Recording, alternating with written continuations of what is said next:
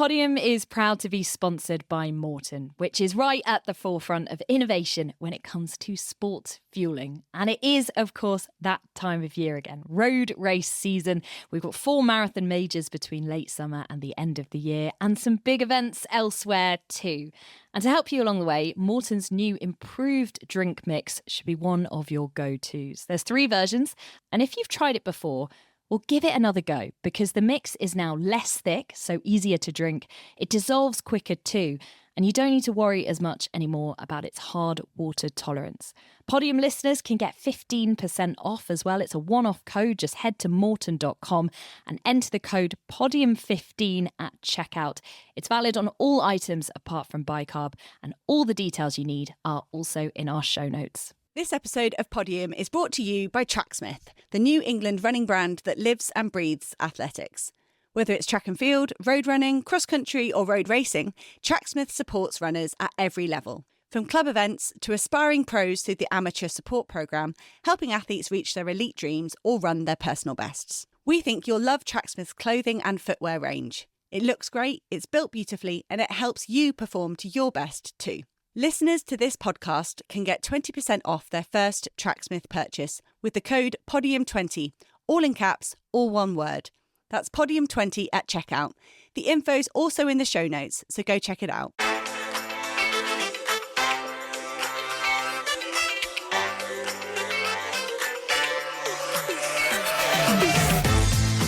Hello, day 2 of the Podium Podlet from the World Athletics Championships 2025. We've just come straight down from our commentary positions inside the stadium, and wow, what an evening. We're going to fly through some of the main stories from today. I'm going to put our Podlet timer on because this is the key thing, because we have less than 5 hours sleep until we're back to do marathon duty tomorrow. So you ready? I'm going to put 20 minutes on. We can go less, but no more. Okay. You ready? Okay, starting timer now. Okay. I had as good a reaction as Kashane Thompson. I did, out of the from the ready steady. Yeah, it was a lot better than Kenny Benaro, wasn't it? And that's where we'll start, because that's where we finish the evening. We'll start with the men's 100-metre final, and so much tension before we got even into this. Estile Tabojo was given the red card, and it's the most obvious false start ever, and that really was indicative of the tension inside the stadium. Then a Jamaican 1-2, and Oblique Seville got his start right this time, didn't he? Bloody hell. If we do hot takes, I slid a piece of paper to Hannah just as they were lining up down into the blocks. But what did it say, Katie, versus what did my piece of paper say? Mine said Kenny Benarek. Only because I thought in the semi-finals I was quite impressed with him, and I just wondered if it was going to be one of those mutually assured destruction things where all the big guys almost took each other out with the mind games and he would slip through. In fact, it was actually the complete opposite. It was such a good final. Like, that was everything I would have wanted, and I feel like Oblique Seville, for me, he won that. It wasn't like a Thompson meltdown, was it? So just before we get into the analysis of it, just the vital stats. 9:77 was the winning time, ahead of Kashane Thompson. Noah Lyles got the bronze medal. I believe it's the 10th fastest all time as well from Seville. It was absolute perfection. I think you're totally right, Katie. It's a really good call that everyone, the top 3 all ran fantastic races. Noah Lyles ran easily the best race he's run of the whole season, and he looked content with the bronze. Benarek left sitting in the blocks, and the tension could have got to any of them. Like it has at other points in their career, but tonight with all those medalists, I don't think it got to them. And at Oblique Seville, you just have to think back to Lausanne and what he did in the pouring rain in Lausanne, and that on our preview we did with Richard Kilty. That's what Kilty said. If you can do that in the pouring rain, what can you do? Straight after that, when we talked to Anna Jamili, who filled in for you guys on one of our review episodes, and he just couldn't believe how amazing that was from Seville at that time, and he put him down. At that point, Seville's going to probably, I think he said he's going to win the World Championships. He's his favourite. And he's come close before and hasn't been able to perform really at the championship level, and that was his moment. And all year we've been thinking, the last few months it's all been about Kashane Thompson. I think we almost not as nailed on as who we're going to talk about next. But it felt like it was, and obviously he hasn't really competed that much over the past month. And he also has the stature, Shane Thompson, of a 100-meter champion. Yeah. You know, that walk and that look and the demeanour. They could not be more different. Well, and it just feels so fitting. The reason I say that is because Usain Bolt was in the stadium watching tonight. He was brought in, greeted by the crowd and sort of introduced. His reactions were fantastic. They'll be on social media if you want to watch. So it sort of feels fitting that this quieter new guy is now king of the castle. And what was it? Was it Jamaica haven't won since Usain Bolt won in 2015? And that's really wonderful. Like, it's really nice to kind of see that rivalry playing out. That is a Jamaican fan. That is a group of Jamaicans walking past. Yeah, I know there are plenty of them inside the stadium. Just below us, we could see the big group of Jamaicans, like right by trackside, right on the finish line. They're very distinctive, all in their yellow. And just bouncing up and down, and right next to me in our commentary position as well, there was another group of, I think there might have been those guys actually that just walked past. Well, you can hear the vuvuzelas going in the background. They haven't stopped. Chris Temple, one of our colleagues here, told me that a bunch of Jamaicans sat next to him literally arrived for the sprint finals. Yeah, that was all they came for. That was it. Not the men's 10,000 metres. Just a terrific atmosphere here tonight. The women's 100 metres, Melissa Jefferson-Wooden, championship records, 10:61, fourth fastest of all time. Terrific start by Tina Clayton, but in the end she finished second, Julian Alfred third. So more success though for the Jamaicans. But Melissa Jefferson-Wooden, who's been unbeaten all season, and it was pretty much nailed on. But to deliver that performance, to deliver that time, sensational. Great performance from Melissa Jefferson-Wooden under pressure, and I think Tina Clayton, to do what she did, and the outpouring of emotion of Tina Clayton was just so sensational to watch. She ran a phenomenal race, and Julian Alfred looked content with the third. I think she put together a good race. And what about Shelley-Ann Fraser-Price in her 100th World Championship final, coming back with a sixth? What we're watching, I'm just going to tell you what we're watching. We are watching it was like a parade with the vuvuzelas out and the flags waving, and they're dancing very slowly, a procession, and everyone wants to get involved. It's not just the Jamaicans, everyone's starting to tag along too, all the phones are out and recording this. This is what we didn't have 4 years ago. This is what the Jamaican fans bring, and the Tokyo crowds are absolutely loving it. Oh, they're literally sweeping around our outside. Rich, I thought we were conserving our voices for tomorrow. This is why you don't get straight in the train queue and you come downstairs and do a podcast instead, because you actually get to experience the real feeling of this. So these are members of some of the Jamaican team as well. So I thought possibly Usain Bolt was with them. They've got such a crowd around them. Yeah, I think actually that might have been the original commotion, because there were a huge amount of phones that all went up in the air. They went a different direction, and these guys are going a very different way, waving their flags into the distance. Wow, that was, yeah. Good vibes only. Championship fever. Okay, we're just talking about Melissa Jefferson-Wooden. That whole women's 100 metres, all the way down to Shelley-Ann Fraser-Price with the sixth place. She looked like she was going to bawl her eyes out on the start line, and I just think for her to finish sixth at her age and stage was just phenomenal. For both of those sprint races, I cannot wait for a rematch in the 200 to Bogho back after that disqualification. Benarek with a better start, all the other athletes having another go, and then that 4x100. Right. Men's 10,000 metres. Wow, Jimmy Gressier. What a guy. Allez, Jimmy. Allez, Jimmy. They love Jimmy in France. Like, they literally. Well, so my commentary position, which is a little bit removed from you guys, when we have one long line and then one of us just gets shunted off to somewhere else in a night. We go into French land, we go into French land. We're right next to France TV. Which is quite a place to be. And it's very chaotic down there. I was almost tempted to try and film them call the end, but I was so caught up in the race because I wanted to actually properly enjoy the race. As soon as it finished, I hit recorded, like there was probably 5 or 6 of them, a couple commentators and production staff, and they're all up and down, dancing, jumping up and down, allez le bleu. He's been in terrific form. He showed a sign of this when he won the 3,000 metres at the Diamond League final. But just an incredible tear up at the end with Yomif Kajelcha. Honestly, perfection from Jimmy Gressier. He barely got off the rail. He was in around about 8th, 9th, and then there was something about 2k to go. He was in 3rd, and I was like, hang on a minute, what's Jimmy doing? And then it then got going, but he never got off the rail. He ran the shortest line, and that gives you that energy. You're caged up in the last 50 metres, and then finally you get a gap. He nipped through it, and Yomif Kajelcha, he timed his sprint to beat the likes of Grant Fisher and his other Ethiopian teammates, and he did that, but he didn't account for the Jimmy Gressier factor. And Andreas Almgren to come through for the bronze medal for Sweden. Just a lovely race. I thought I couldn't enjoy 10,000 more than the women's race last night, but it turns out I could. And just to redeem my really bad hot take on Benarek this evening, I did call earlier this season that Yomif Kajelcha was not going to win You did anything, that, and I was standing up for him. Yes, Yeah. you did. Thank you very much. Moving on. That was a brilliant race, and it was a classic 10,000 metre race. Just the way it wound up. That I wondered whether. Do you think Grant Fisher needed to go earlier?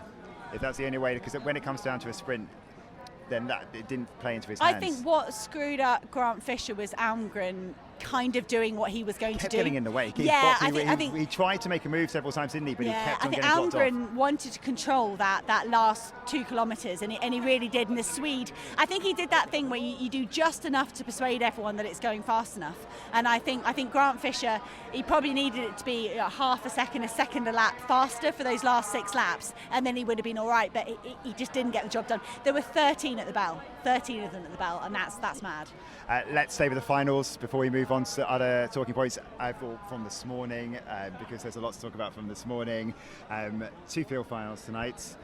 Let's do your one first, Katie. You were on the women's long jump, but I think we can say that the kind of like a formality in a way in terms of who we thought would go into this as the favourite. They've come out on top. Oh yeah, totally. Tara Davis-Woodall. I suppose that the key thing here is that she finally is a world champion. It was this one piece missing from her trophy cabinet or medal cabinet, and she hasn't been beaten since the World Championships 2 years ago in Budapest. So I guess the success she's built upon, she's so confident, she's so fun and engaging to watch, and like you never quite know if she's gonna like wink at the crowd or like swear at the camera. At one point I was apologizing for some of those naughty words, and her coach, it was so good. We had really good access to the microphones next to the coaching setup tonight, and he was just reinforcing over and over again. He just kept saying, you're elite, like you are so good at what you do, like just go and get it. And she pulled out a +7 metre jump to start with. No one else went over 7 metres. Mahambo. How close was that foul at the end? I didn't see. What Mahambo? It was way off. It was way about off. 6 I didn't see that replay. I was like, wow, that's big. And then I saw the one red. before was about 2.5 centimetres over the board. If she'd landed that looked in and around that sort of 7:13 mark. So she was close. You got the sense she never quite believed it was going to happen, and yeah, sort of went the way you'd expect. And exactly the same situation in the women's discus, because again, the major title that was missing from Valerie Ullman was the world title. She's double Olympic champion.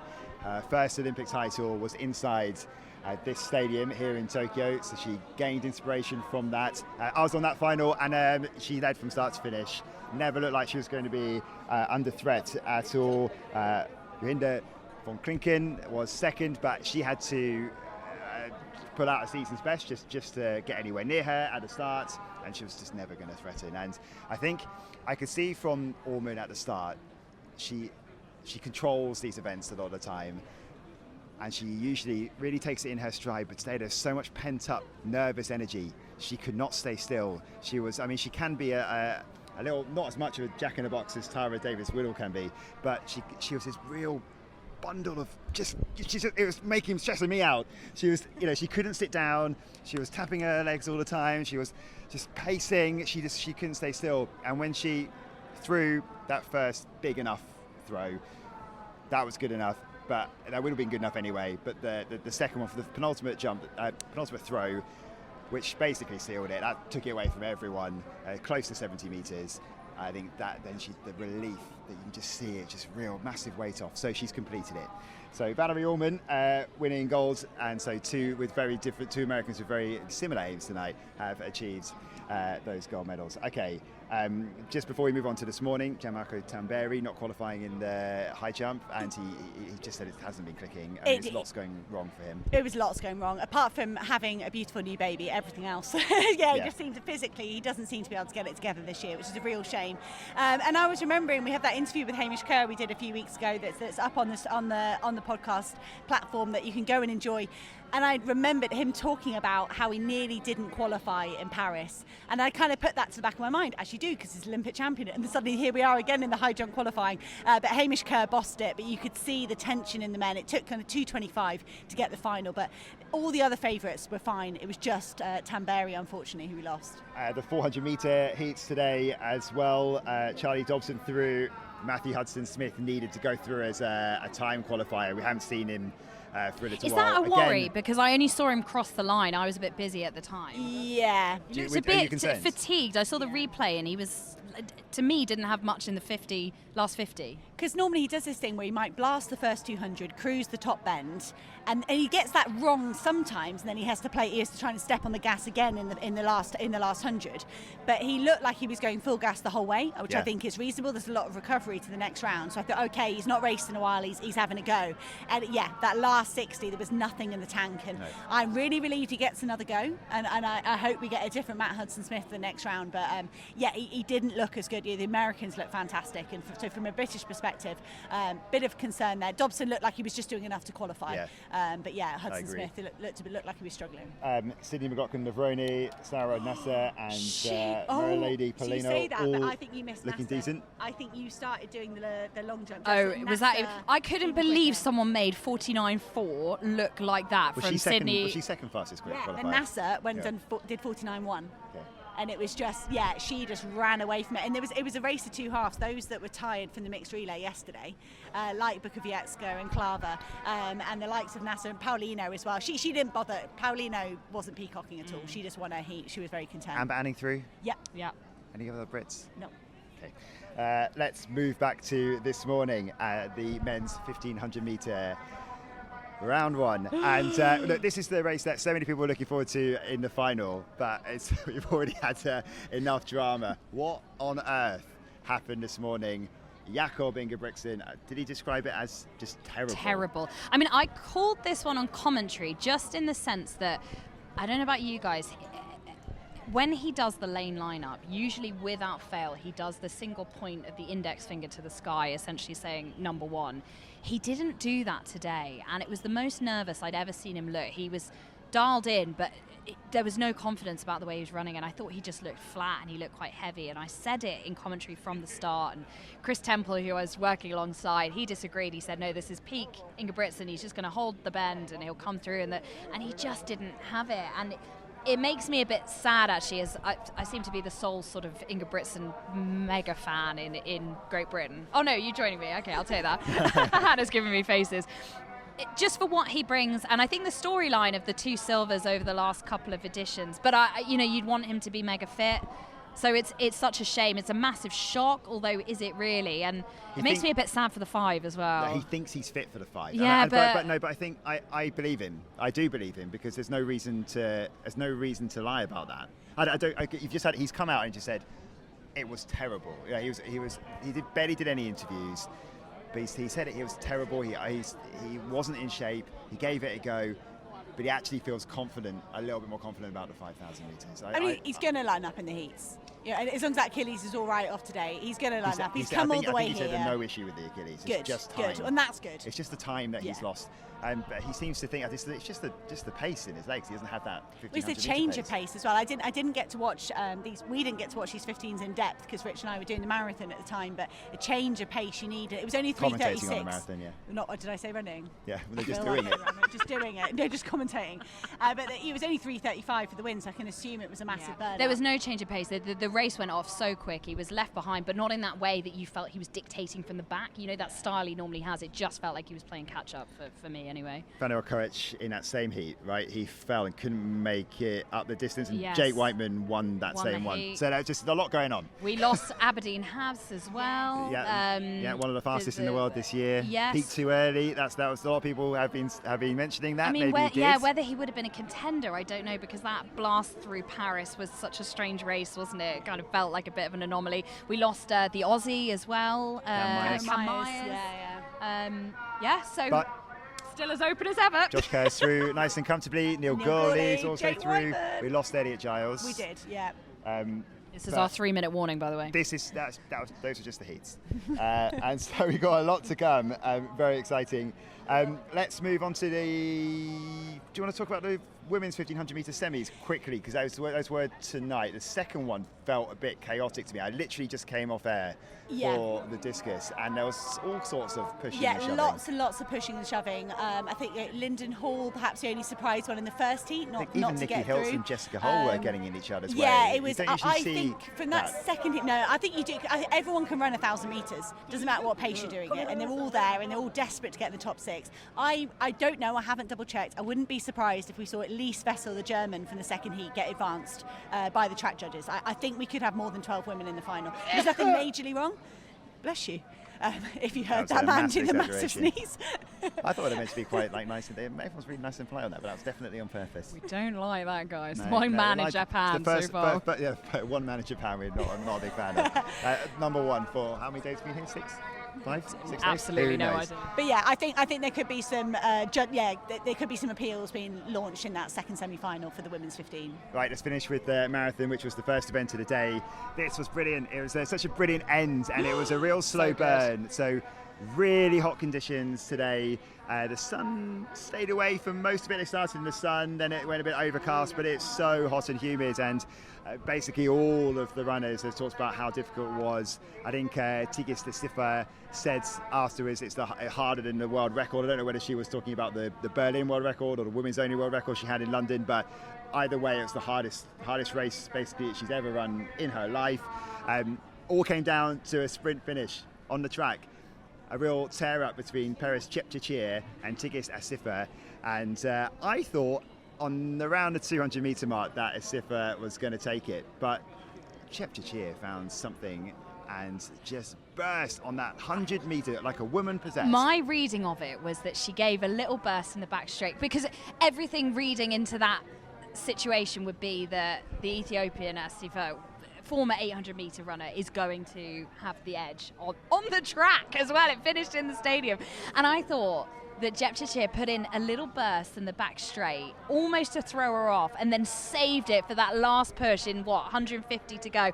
It was gritted teeth. You could see the whites of her eyes, and it was like, I'm going to commit absolutely every shred of my soul to this move, and it paid off, and it just felt amazing. You don't usually see marathon finishes like that, where there's such a pained expression when you've had to go really toe to toe all the way to the line. I mean, a similar one was involving Tigist Asifa again in Paris last year, as she again lost out to Sifan Hassan. I know we're getting very close, but we cannot be to the end of the time. That's the time up. But we cannot leave without talking about the story of the championships so far. I'll allow a couple of extra minutes for this one. Yulia Pantanayan, amazing story. Second ever marathon. The slower conditions really did play into her favour, brought others in, because she came through, and I think it was something like 2:27, maybe even slower than that. Born in Mexico, Uruguayan parents, grew up in the UK, English schools champion at one point, then uni in the USA. You can come in a minute, I'm on a roll. Uruguay's first ever World Championship medal, and she didn't know she'd finished the race. She had got told that when she crossed the line, that was it. That she didn't have to go any further. And then she didn't even know where she was. She thought she was top 8. Wow. That's all she knew.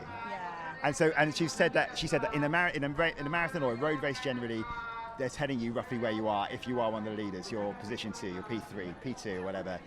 But she wasn't getting that. She said she was just being shouted instructions in Japanese, but it didn't make any sense to her. She knew she wasn't like too far off, but she definitely didn't think she was top 3. And the look on her face when she found out, it's going to be tough. That's going to be tough to beat. No, it will be. And the only thing I was going to throw in was spent some time coached by Mark Vile at Cambridge and Coleridge, who is one of the nicest blokes you will ever meet in the British endurance scene. So to hear that Mark Vile was involved even a tiny bit just made total sense to me.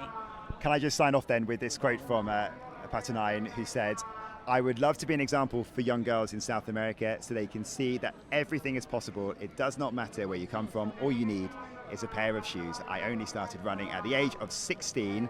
I'm 25 now. Anyone can do it. Oh, well, we're in tears. Konnichiwa, see you later. So that's it. Konnichiwa, you brought it out again. So that's it for today. I think where we've absolutely rattled through that, that's what we're going to try and do at the end of the day's action every day. Try and You're so wired right now. It's hilarious. Really but also, I've never seen you so lively. I need to get to bed as well, and I need to calm myself down because we have how long now? Countdown. Best not. It'll probably be about 5.5 hours of sleep, won't it? No, Before we less, get I up think for 4. the men's marathon. But it's our last early morning, chaps, and then we can get back to exploring all the food and the cuisine in Tokyo, and maybe being tourists because we haven't seen anything just for yet. a bit, just in the daytime. Well, easy for you. I've still got morning sessions next weekend as well. We've got morning sessions. Oh, have you? Anyway, let's sign off. Let's go and get the subway. Not competition, but I am winning. If you like this and you know others that would like it as well, then please do recommend it to others and leave us a review, a nice review if you can. That really gives us a big help. Speak to you tomorrow.